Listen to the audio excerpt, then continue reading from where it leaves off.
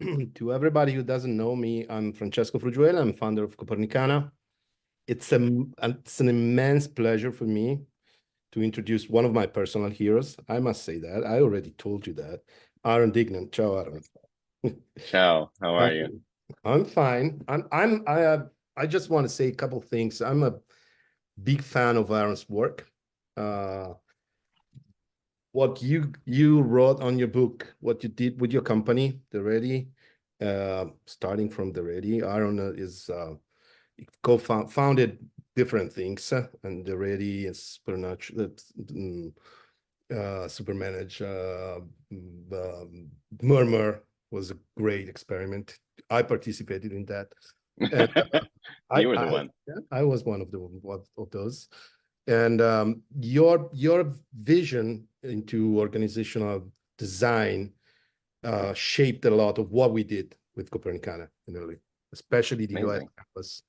So I'm starting from the perspective of a fan, and I apologize to everybody for doing that, but that's well, we can have mutual admiration. Oh, cool. So I don't know if you want to say something on your side, or we just start with questions. Maybe you want to just say hello to your friends here in Italy. Say something. Yeah, be happy to say hi. I mean, it's been, what has it been? We're coming up on 5 years since the book came out, which is incredible and feels like about that long. The pandemic coming right after the book came out really changed the conversation and changed what we were able to do, in a way that was very surprising. And I love talking about this stuff. I mean, I really have spent the last 5 years speaking with groups all around the world about it.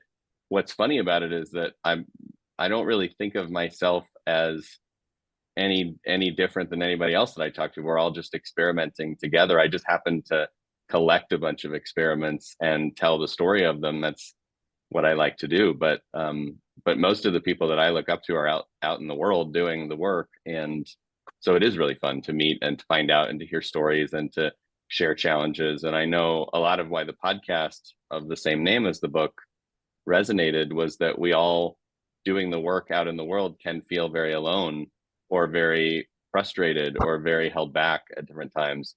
And so honestly, just like hearing from other people, whether it's working or not, is always very enlivening. So I was happy to do this and happy to talk to you all. So yeah, let's ask and answer questions. Cool. So I will address your question not just as author, let's say a organizational guru from that perspective, but also as a practitioner yourself. So I will start kind of easy one, more general, that is from our friend Luca. Luca Sartoni is a remote leadership expert. He was previously manager director at Automatic, the WordPress company. Oh yeah. And yeah, there's a lot of Italians out there spread across the world.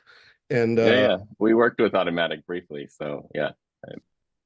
So the question is, what are the most important traits that leaders should cultivate and foster for the next decade in order to thrive within the new types of organizations? Well, I think the first one is patience. It's not always clear what to do, and it's not always clear how long it's going to take to do this work and do it well and to maintain and hold the space for different ways of working. So being patient and not trying to force it can be really, really valuable.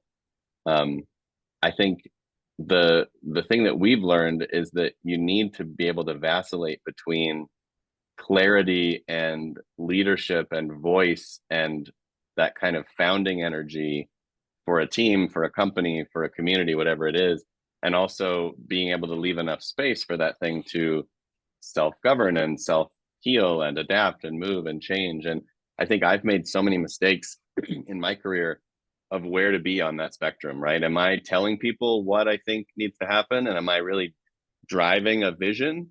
Or am I standing back and saying what might happen, what could happen, and letting things unfold however they unfold?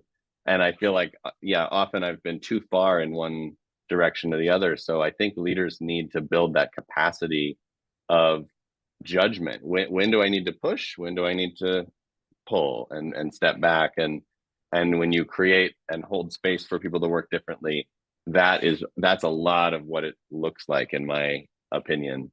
The other thing that's critical that I often say, it's more of a boilerplate answer to this question for big companies that we work with, is it used to be that the job of the leader was to ensure perfect execution. So the job is basically make sure it works, make sure we succeed, be certain. And so doing that means driving people, telling people what to do, checking work, double checking work, micromanaging. That's the job that everybody's trained to do. And it seems like now, in a future where there's complexity and there's chaos and there's disorder and there's the need for adaptivity, the job of the leader actually changes completely. And it's not that. It's actually, can I ensure continually growing capability? So is the team getting more and more capable? It's a lot closer to like what it is to be a parent, when you think about, you don't actually want to tell your kids what to do and do everything for them all the time until they're 18, or they will be a mess. You want to actually like do just enough support, just enough structure, and watch that capability rise and rise and rise until it exceeds your own. And so I think that's a very different art form. Oh, you're on mute, Francesco. Yes, I am. And, now okay. It's hot. Now I got to take the coat off. Now that we're getting into the detail. That's cool. Yeah, when you spoke about judgment, it resonated to me, like also kind of common sense. Just put lots of common sense, not be too much theoric or absolute, and just keep finding balance between lots of different things. It's close to help a kid grow up as well. Yeah, and the common sense thing is funny, because when you look at the cases in the book that are most impressive, that are most stunning, they're always led by people who have no idea what they're doing. Who are just like, I just wanted to kind of do it like a normal human adult. And that's how they did it. And it's like, wow, that's stunning. That, you know, it's not like they were sitting there with a PhD in organizational theory. They were sitting there going, all right, so we sell tomatoes. How would we like that to work if we weren't monsters? And then they, you know, make Morningstar. So yeah, fascinating. So second question, this comes from Marco. Marco Scarpellino works in a Red Lab solution. They work on self-management, holacracy, OKRs. Nice. If I recall it well, it should be from Naples. Is that right, Marco? Right. And the question is, in the context of a flat organization, how do you see the creation of career opportunities? That works for me as well as a question for the people within the organization. In fact, while the pyramid and the standard definition of career is not there anymore, people might want to have visibility on what their work path look like. So yeah, that's a good question. I feel like there's two dimensions to that. There's your career outside of, before and after that workplace. So you have to think about, if I'm coming into an unusual workplace and then 7 years later I leave, what can I go do? And what does that unlock for me? And so for us, in most of the organizations I've run, we've been very clear with people, you're going to build skills here that move you up the capability ladder in the world.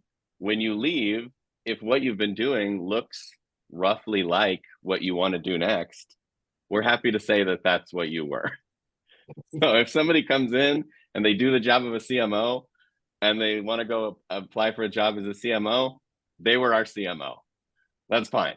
Yeah. So I think it's just like, you know, let's be honest about the connection between what you're doing and what you're capable of and how the outside world views that. Inside the journey, I think looking at sociocratic and holocratic practice is probably the best way to think about this, which is, what's your role mix? And when I join, my role mix might be just one or two roles. They might be what you'd consider junior roles. Maybe that's all I can handle. As I grow and change, I drop a role, I pick up another one, I invent a new role, I expand and contract. And the shape of what I'm doing changes quite a bit over. I mean, if you look at some of the people at the Ready over 8 years, completely different role mix after 8 years than when they started. And also, even in the same roles, operating at a different level, the way a footballer might be doing, they're in fifth league and then suddenly they're in Premier League. It's the same job, it's the same position, but they're doing it at a completely different level. So we have talk and conversations and feedback about the craft of doing that particular job, like being on the field. And then we also have conversations about what's the role mix, what's bringing you joy, what are you excelling at, what do you want to learn next. And not everybody gets exactly what they want, but at least there's a way to think about career, which is like, I want this mix to change in a way that enables what I care about and enables my goals. And if I can do that internally, great. If I have to go externally to make that happen, so be it. So that's kind of how we think about and talk about that with teams. And it seems to work pretty well. We haven't had a lot of problems where people are like, oh, I need to get promoted or I have to leave. We just talk about, well, have you made more money every year since you got here? Uh-huh. And do you have a role mix that keeps evolving and changing in a way that is enlivening? Uh-huh. Great. And you'll be the CMO when you leave? Sure. Okay. All CMOs when you leave the Ready. Yeah, maybe. Never CXOs you want. Yeah, because it boils down to a couple things. I think one is money, right? Compensation. Each of us wants to kind of grow on that side. Yep. And then there's the other part. It is my skill set, my enjoyment of what I do, my focus on stuff. And probably I think it's a very interesting way when you decouple those two things and you don't have them that tightly connected that you cannot tell one from the other, right? Totally. Yeah. And depending on the company, we've had situations where we build the comp stack with different roles. Each role has a value. We've done experiments where your most expensive role is how we set your compensation. And I've done experiments where we just do market-based comp in a traditional role. And then once you're in the door, you can play the game and do it differently. So I think it's okay to experiment there and find what works for your context. It's going to be more about what employees care about and probably less about what you care about. Cool. So the third question is ChatGPT summary of 4 different questions that to me yes. Why not just have ChatGPT answer it as well? Yeah, but I did that, and then I will confront it with yours. Okay. And well, we'll talk about that maybe. Okay. So it all goes to the Italian context, the entrepreneurial and industrial context. It's very different, even from France or from Germany, and it's a lot different than the US one. So in the context of small to medium-sized companies, 95% of Italian companies are small to medium size. Okay.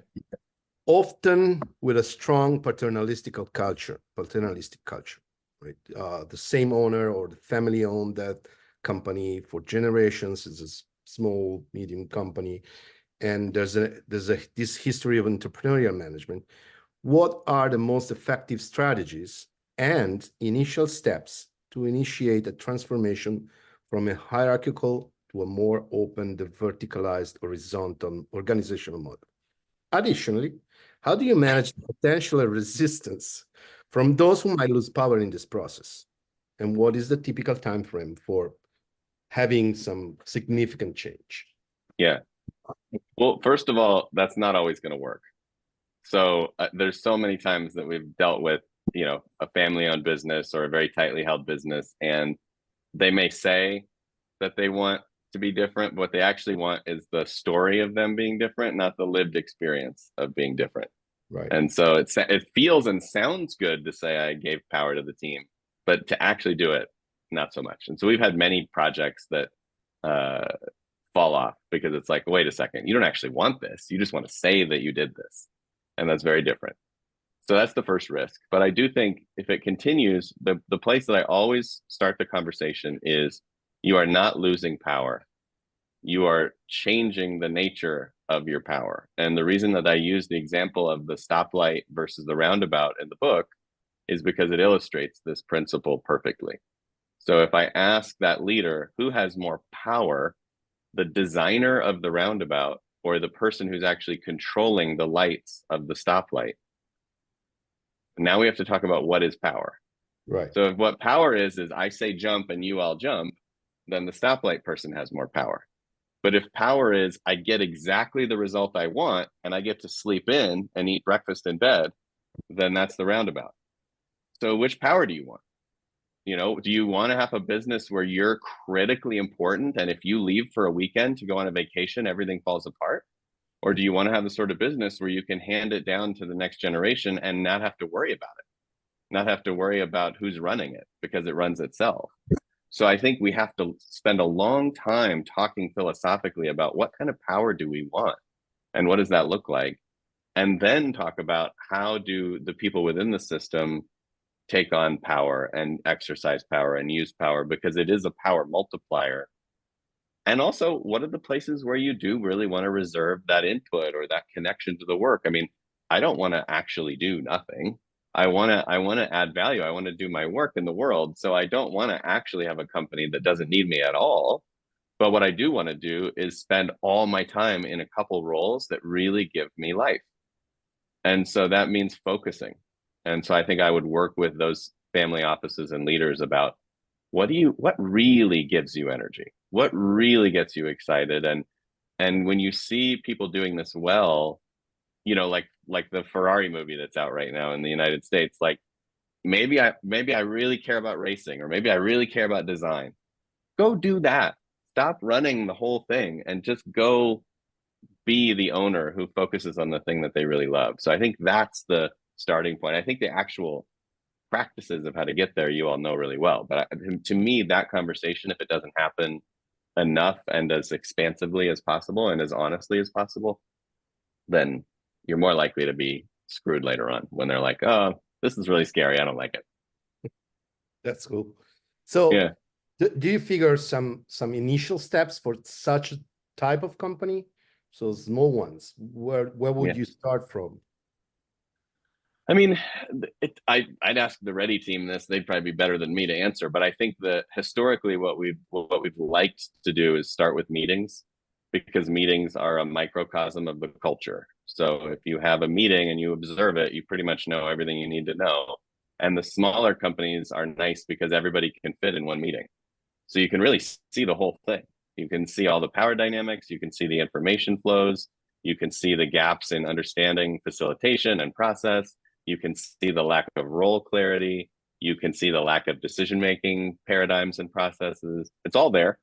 And so if we just start by saying, let's change how we meet, and let's start to bring a little bit more thoughtfulness to how we meet, and let's reflect on what happened when we met, that gets you a long way with a single team. Like a single team's meetings, if you can really, really improve them, it will unlock all the work that needs to happen to make them improved, and it will ultimately change the system. So if I had a small team that could have a single meeting and everybody's in the room, I would just live there for 6 months.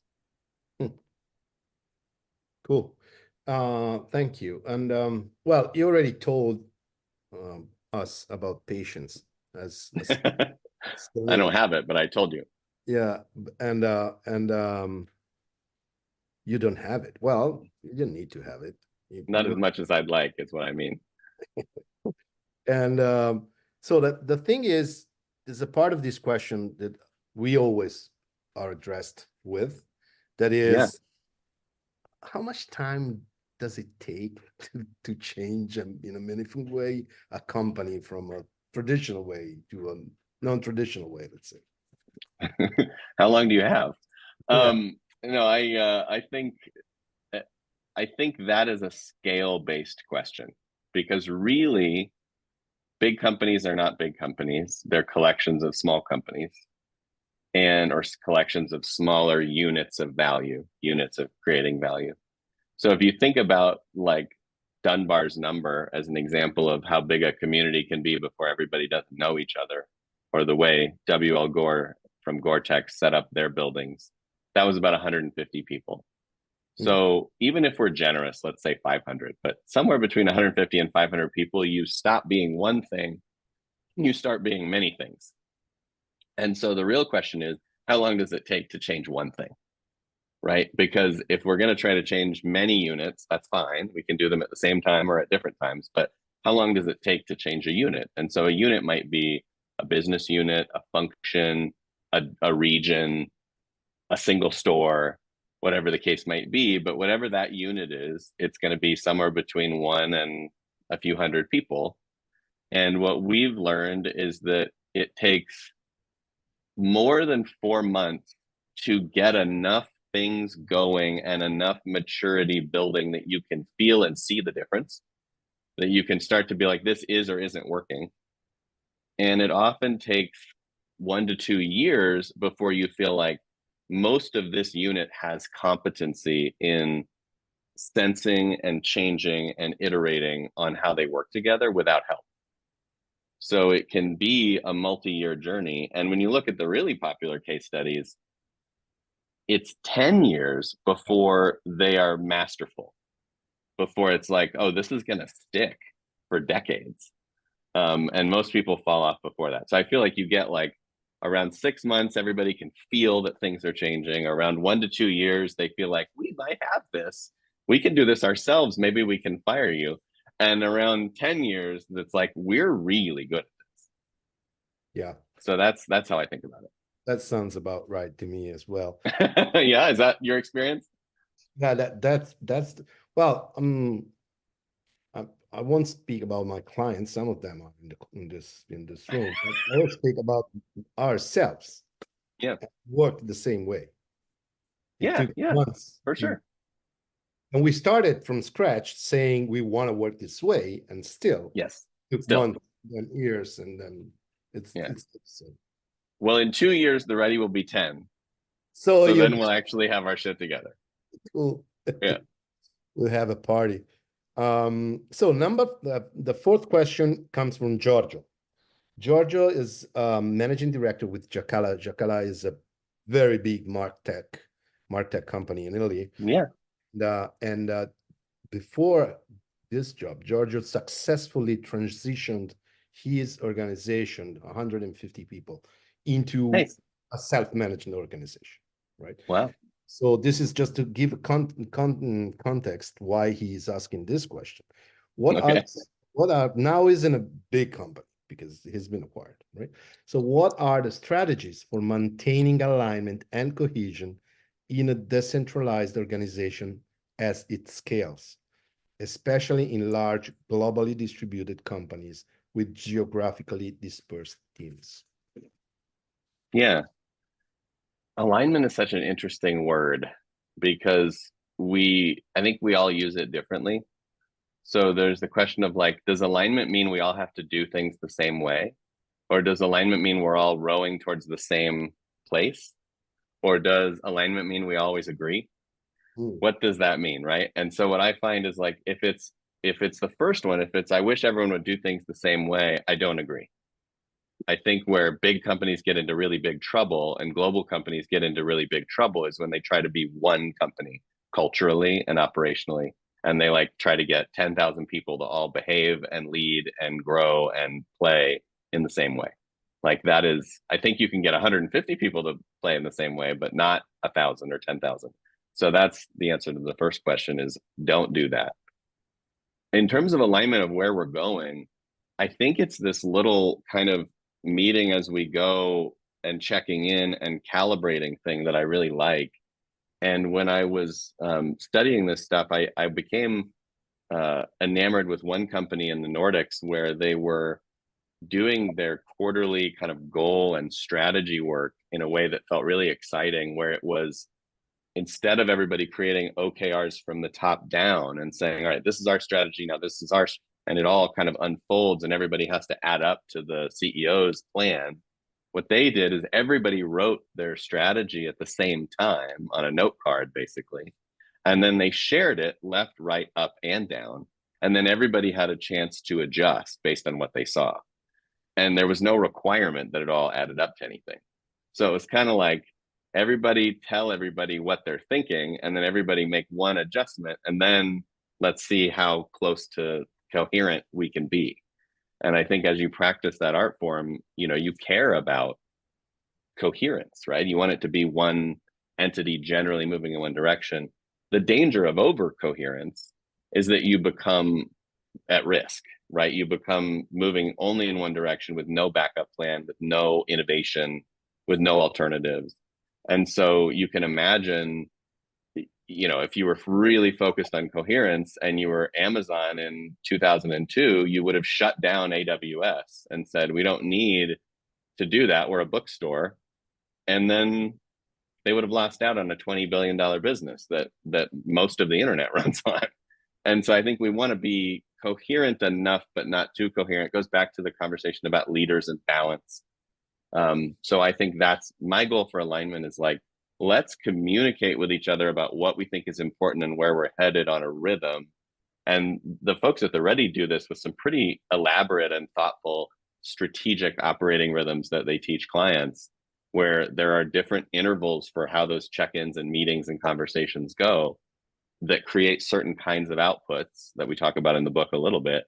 And that's enough. So I think you want to have an operating rhythm that forces you together to exchange ideas about where we're going and why, and what matters and what doesn't, and what we're going to prioritize and what we're going to deprioritize.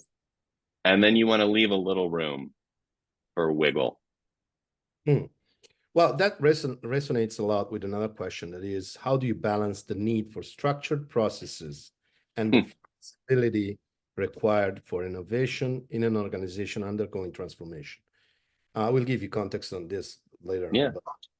And what are some common pitfalls to avoid during this balancing act? Yeah. I like to talk about standards and defaults. So a standard is a process that you must follow, right? So we say, this is how we hire, this is how we make this decision, this is how we approve this process, and it's the only way you're allowed to do it. A default is saying, if you don't know better, do it this way, right? If you don't know how to make an omelet, here's one way to make an omelet, and you can cook it. And if you do know better, feel free, like, innovate, do soft-boiled eggs, do whatever you like. But if you don't know, do the default. So the first thing you can do is figure out which processes in the organization need to be standards and which ones need to be defaults, based on what's safe to try and what's the risk profile and what's the level of understanding in the organization of that area. So that's the first thing, is like standards and defaults. And then the second thing is, within standards, being open to controlled experimentation when there's an agreement about how to circle the learnings back. So if I have 10 teams doing the same thing, I would like it if 9 of them were doing the standard and 1 of them was doing an experiment. Because then if the experiment works better, we can fold that into the standard. And if it works worse, we can note that for our learning. And so I like to encourage the idea that, like, we want people to come essentially apply for an exception where we have a standard every once in a while, because we want to keep the ball moving. We want to keep learning and figuring out what's possible. And wherever we can get away with a default, we'd prefer that, because we don't want to over constrain the organization. I have this theory that came up when we were building Murmur, that really everything is about building a culture of constraints rather than a culture of permission. And in a culture of permission, you have to ask before you do anything. And in a culture of constraints, you can do anything unless we've said that you can't. So that's what the agreements and the processes and the standards do, is they say you can't do that. So it's about eliminating the possibility space with your processes and your policies, rather than creating the possibility space with processes and answers and telling everybody what to do. And I think that's the hard part, is basically saying, what's the minimum amount of constraint that we need to be safe, but then we can still be coherent, but leave everything else up to human judgment and error and find out. Well, that reminds me, I was listening to a conversation between a friend of ours, Simone Cicero, and Jason Fried from Basecamp. And he was talking a lot about this. And he made this comparison that definitely worked for me. That is, constraints is like reality. Reality is constraints, but Yeah, not that many. There are some, but some always are. Then there is restraint, stuff that focus on, or we want to. So you might want, to kind of put some other stuff because to constrain you because you want to go in a specific that's direction. cool. I It has haven't heard to him be, say that. yeah, it has to be intentional. You have to know that. Right? That's cool. You said one thing before, then you might want to elaborate a little because I know what you were referring to. Maybe not all of our friends here. It is safe to try, right? Safe to try is one of self-management mantras, right? Yeah, And do you mind elaborating a little bit on that? sure. So most business operations and most business teams are obsessed with being right and being perfect and being correct. And so when we analyze decisions and we analyze opportunities, we ask, is it perfect? Is it right? Is it correct?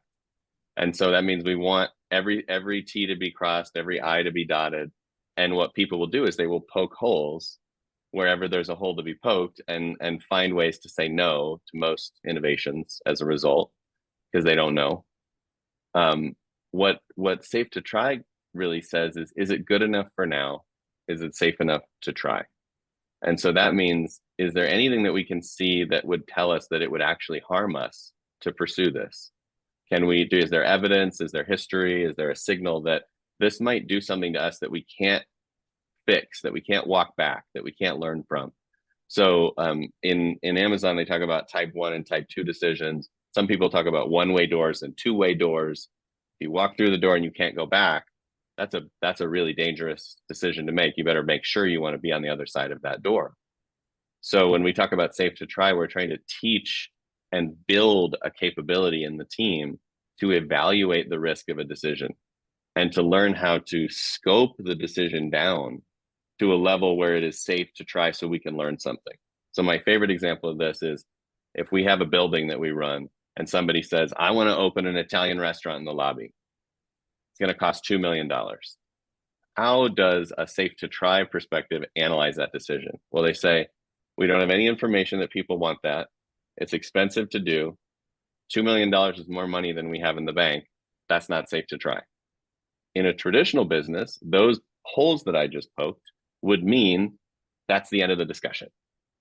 Go back to work. We're not building an Italian restaurant in the lobby. But what a safe to try mindset would encourage is what would make it safe to try? And so that's where someone would say, well, maybe that's too big. Maybe what we should do is we'll do Italian delivery to the building and see how many people want to order Italian for lunch. And we'll do that Mondays and Wednesdays for 6 months and just see, or for one weekend. And we'll just see what is the demand. And then we'll have some information that we can use to make the next experiment a little bigger or a little smaller. And so that kind of thinking is what we try to encourage in clients. If somebody says we should open an office in Singapore and the CEO goes, no, we go, what would make it safe to try? Like, how do we get more information? Because this person is sensing an opportunity and we want all of our sensors out there sensing and learning, but we're not ready to make that full commitment. So what can we try? And that's what it is all about. And that allows us to kind of move through the forest without risking it all. Thank you, Aaron. The question I asked before was from Alessandro. Alessandro is head of sales at VAR Group. VAR Group is one of our clients. It's a pretty big company, Nice.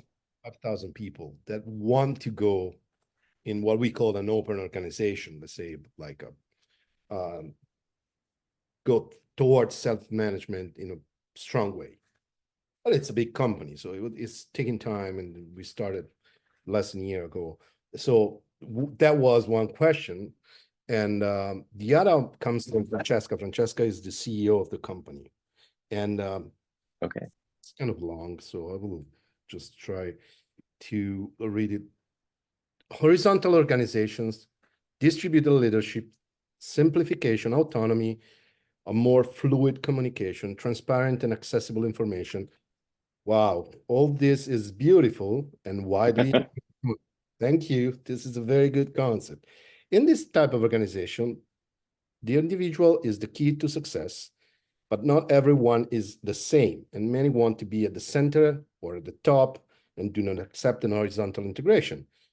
And I adapt. Some others definitely don't want to be there, right? They want to be dark office where they can rest, for example, or do simple things and then go back and enjoy their dinner at home. And what are their strategies and tools to bring this kind of transformation within the organization, which also takes into account those who do not want to transform? How can we make everyone in the organization understand the model, especially those coming from M&A backgrounds with completely different cultures and approaches? Yeah. And we're creating many independent teams. How can we avoid turning into anarchy? Because the anarchy always comes in and Oh losing yeah. the company's objective in favor of pursuing personal. Wow. I mean, you could write a whole book about that question. The Your next one, please. the first thing I would say is that there's a misunderstanding, at least from our perspective at the Ready and in the States, that working in a self-managed way in a culture of agreements is less structured, is more chaotic, more anarchic. And it is not. It is more structured. I know more about the roles and responsibilities and structures and processes of my company than a regular company does. The regular company just knows who's in charge, but they don't actually know how anything works. And it tends to be a little bit of a disconnect between what they say they do and what they actually do. But in a culture of agreements done well, what they say they do and what they actually do is the same, and it's written down and it's understood. So I think that's the first thing to understand and expect, is that if you don't feel more clarity, if you don't feel more comfort in the discipline of the organization, then you're not doing it right. Yeah, It fire. should feel well done. In that What's case, that? you have to fire Kopernicana. It's Yeah, not doing a good job. exactly. Or fire yourself. So that's the first thing.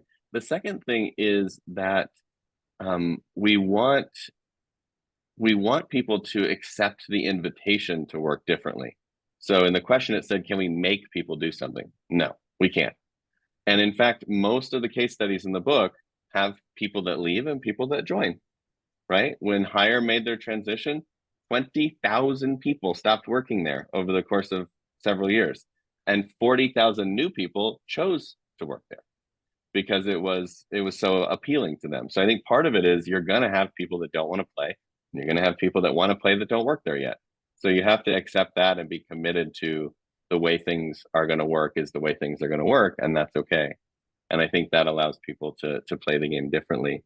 And the last thing is, self-management, culture of agreements, working in this way does not mean that there's no leadership, that there's no power, that there's no expertise.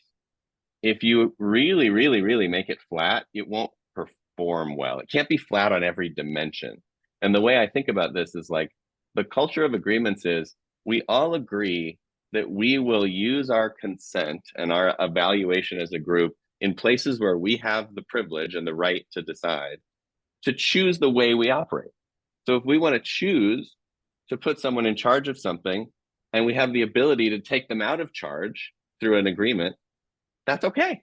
And that's fine. We don't have to pretend like everybody's exactly the same. And my favorite metaphor for this lately is if we come upon a huge boulder and there are 7 people in our team and one of them is Arnold Schwarzenegger, guess who's going to do more lifting of the boulder?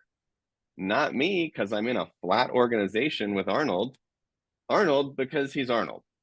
And so every project, every program, every decision is going to have contours of who has the skills, who has the trust, who has the reputation, who has the experience, who has the power. And it's going to be different for different things. And there are plenty of decisions that have been made in the history of the Ready where I had low power, low reputation, low trust. And there are plenty of decisions where everybody was just like, Aaron, what do you want? And I think that's totally fine. So you're playing a game where we have an equal opportunity to shape the way we work, not an equal opportunity to do the work. Cool. I noted it down this. And so we already spoke about, transforming an organizational culture is a challenge that requires time and consistency. And this is from Valentina. She's the head of people development with Bracco. Bracco is a pretty important Italian pharmaceutical company. And I wonder, she says, what is the indicator to watch to understand if we are acting in a way that is not useful, or if it is useful, to implement this change of culture, this change of ways of working? What kind of indicator or set of indicators? What would you keep track of? During a transformation, or before or after? Well, doesn't say. I would say during. Yeah. And this is an interesting one. In our experience, I feel like what we've done is we've said, what will tell us that we're moving in the right direction based on what were the tensions that brought us here. So depending on the culture and the situation, that can be wildly different. Like, we may not start with a business performance metric. We might start with an emotional metric, or something that we want to pay attention to. The kind of semi-apocryphal story that I've talked about in the past in one of the factories we worked in was just paying attention to smiles in the hallway. Just like, do people seem a little bit more chipper? Do they seem a little happier? That might be enough if we're experimenting in the early days to just see, like, are people just looking down when they pass us in the hallway, or is there a face? And if you're starting in a really bad place, that might be all you need to pay attention to, is just, what does it feel like? And that's not very business school oriented in terms of a metric. But later on, it might be productivity, or it might be revenue, or it might be profitability. I mean, I think the things that really matter when you do this stuff well, at the end of the day, that you stop worrying about all the other vanity metrics, is like, are we making the profit we want to make? Are we growing or maintaining, depending on what we care about? Are we retaining the people that we care about in a way that feels good, while also letting people move on in their journey in a way that feels appropriate? Like, are we satisfied with retention? Are we attracting the kind of people that we want to have help build the future of the firm? Are we attracting the customers we want? That's it. Everything else is kind of window dressing, And if you're like, yeah, we're making the profit we want to make, we're growing at the rate we want to grow, we're attracting the people and customers we want to attract, we're keeping the people that we want to keep, then back to work. So this is one question for me. Would you give us 10 more minutes today so that I can address a couple more? Sure. Great. So back to Marco. Marco is also with our group. He's head of data science. And he's a data scientist kind of question. So be ready. Okay. Good luck. So, the democratic model seems to be on the ropes due to the phenomenon of opinion polarization. In the US. Yeah. Oh, yeah. And everywhere. And partly because of digital platforms and the consequent emergence of entities capable of interpreting and writing it. Could we witness similar dynamics within organizations? With what impacts? This is kind of interesting. Crystal ball type of question also. Yeah. I think you can certainly witness similar dynamics in a large organization. I think it's really hard to have those dynamics in a tribe or a community. Because if you really are connected to people, then you actually have an opportunity to listen to them, and you have to listen a little bit because you ultimately till the same soil in the garden, or you shop at the same place, or you eat at the same restaurant. So when you have shared territory and shared goals, it's very hard, I think, to be polarized in a way that's not fair to the other party. I think you might have different opinions and you understand those differences, but you're not vilifying that person as a monster, and you're not hearing only what you want to hear. When you start talking about a company of 1 million people globally, yeah, totally. I mean, that's just like a city or anything else. It's going to be a nightmare. So that's why we shouldn't have massive companies. I agree with that. So, a couple questions from Simona and Chiara. They're with Nespresso.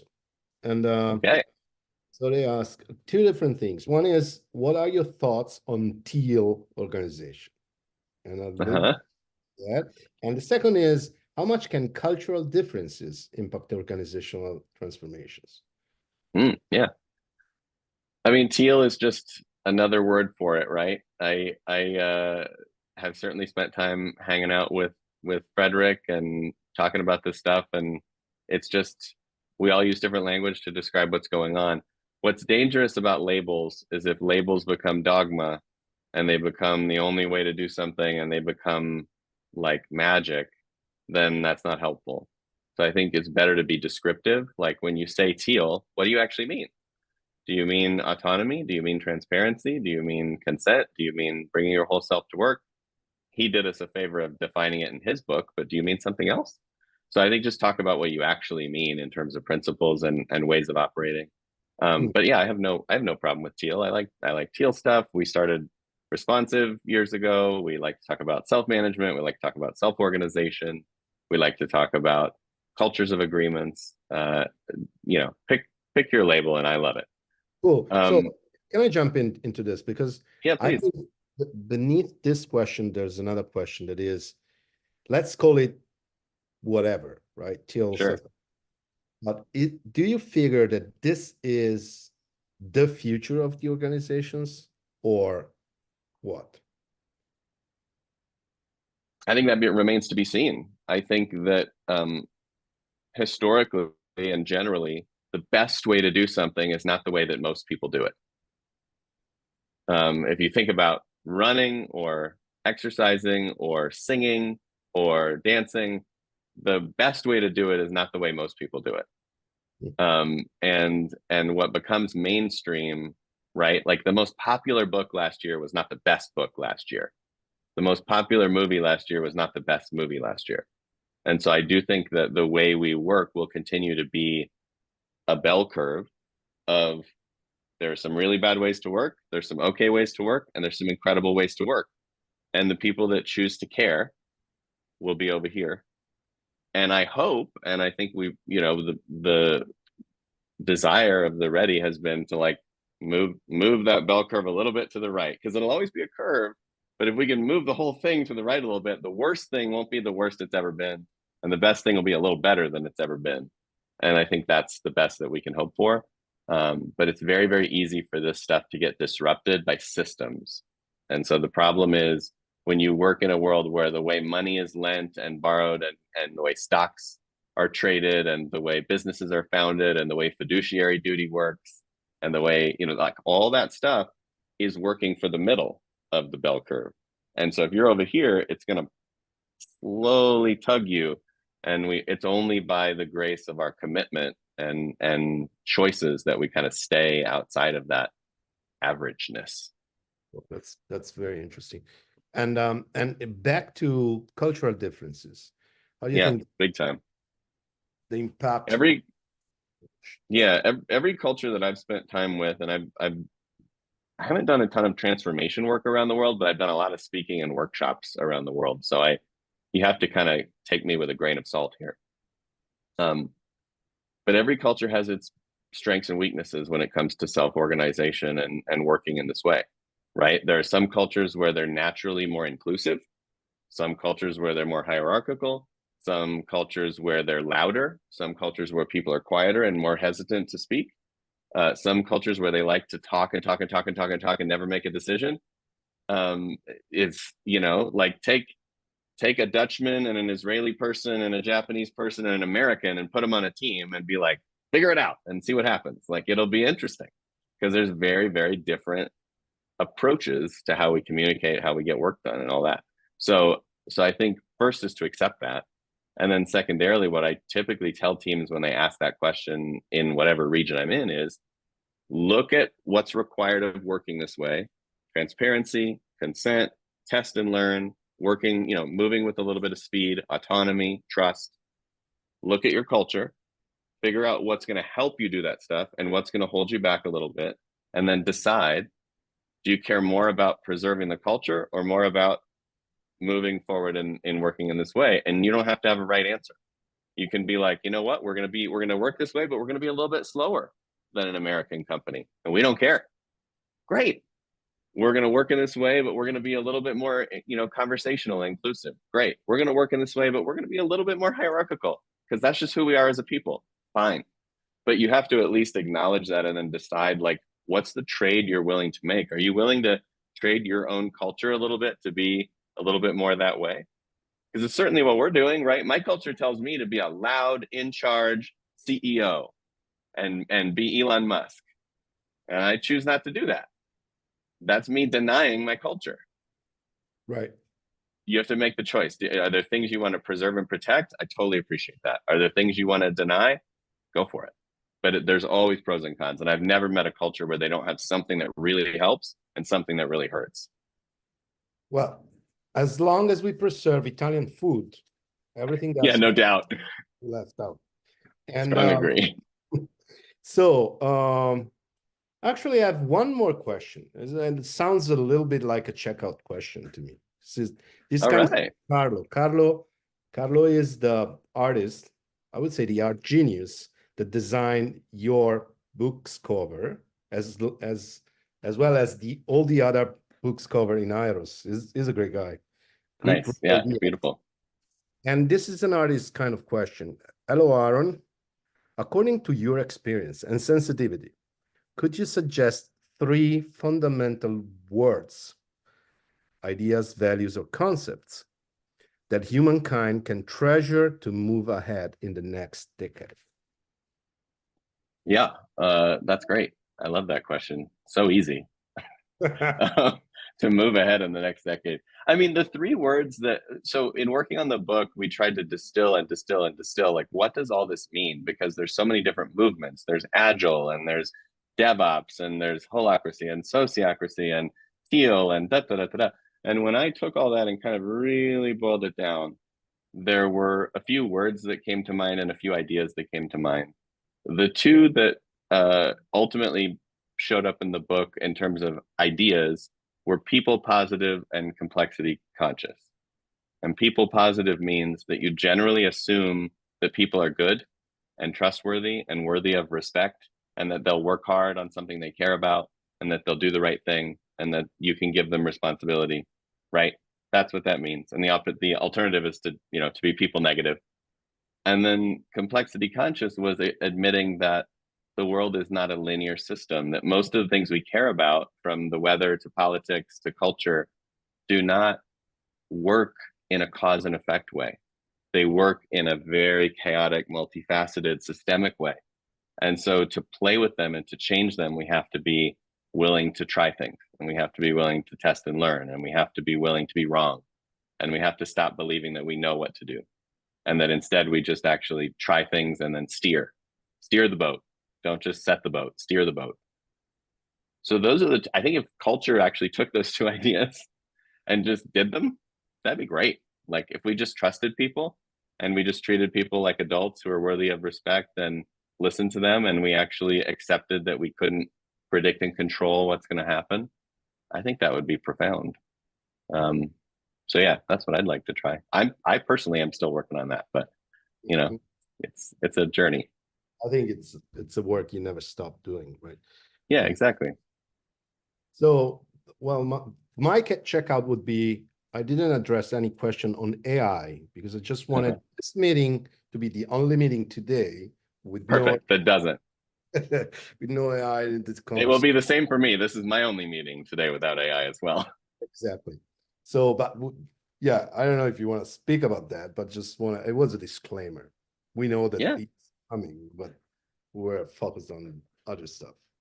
Yeah, I mean, I have a few things to say about that. The first is, I think the team at the Ready is doing its own thinking about how AI might influence or shape the world of work. And I'm not doing that thinking or leading that thinking. So I think it'll be fun to see what they write and talk about. As those of you who listen to the podcast know, Rodney, my former co-host, and Sam, the new co-host, are taking over the show now. So Rodney and Sam are like setting the course for the future, and Rodney, as a steward of the Ready, is setting the course for the company and where it's going, which is amazing, and it's doing much better than it ever has. so the team over there is thinking hard about that. What I'm playing with is actually building with AI. And so we've been in the lab for the last year and a half thinking about how do you build things of value with AI that allow people to shape them so that they're not generic or biased or problematic, but are actually just really helpful. And so we've got some exciting news coming about what we've invented on that front. But yeah, that's, to me, it's like any tool, like any technology. Is the internet good or bad? How long do you have? It's good and bad. Is AI good or bad? It's both. And so all I want to do is put my finger on the scale and try to help it be a little more good than bad. So that's what I've been thinking about, because I do feel that the more work gets done in an automated way, the more our opinions and assumptions about how work should be and what it should accomplish in the world and what it should do are going to matter, because they're going to be a big lever. And whatever you program is going to change how lots of work gets done.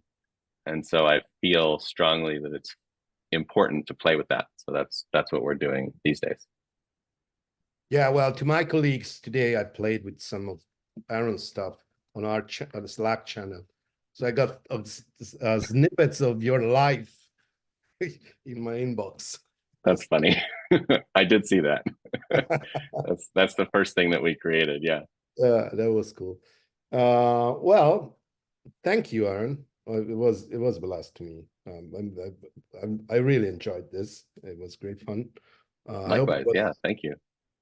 And it would be fun just to open mics of all the people here and keep talking for the next 3 hours. And I would do that, but probably you have stuff to do. Or if you say no, it's risky because I know, right? Yeah, no, I am supposed to be somewhere, but I'm just Aaron at theready.com and Aaron at supermanage.ai. So like, somebody wants to know something, I'm happy to answer it. And you know, everybody knows where to find the Ready as well. So we're all sisters across the ocean. Yeah, and go listen to the podcast. I don't know, 1,500 episodes, 100. So many. There's a lot, and they're all very interesting, and Rodney is very fun. So totally, yeah. The most fun part of the podcast is still on air. So that's right. That's what I said. Thank you. I will maybe Joshua, you want to close the meeting? You are the host of the host. You are the super host, whatever. Super host. No, thank you. Thanks a lot. Everybody. Thanks a lot, Francesco. Thank you, Aaron. It was fun. It was really interesting. A lot of notes, a lot of insights. So, grazie a tutti. Grazie di aver partecipato. Chi non ha ancora comprato il libro, lasciatemi fare il venditore di pentole quale sono. Comprate il libro. I said, buy the book. Buy the book. Yep. Yeah. Still, publishers are, merchants. So let me do this part. Play this Amazing. part. Grazie. Manderemo una mail con la registrazione e anche, se posso, tenere la nota da commerciante con un coupon sconto per chi vorrà acquistare. Grazie a tutti. Buona serata. Thanks a lot, Aaron. Aaron. Grazie. Thanks, y'all. Bye-bye. Ciao. Bye. Bye-bye.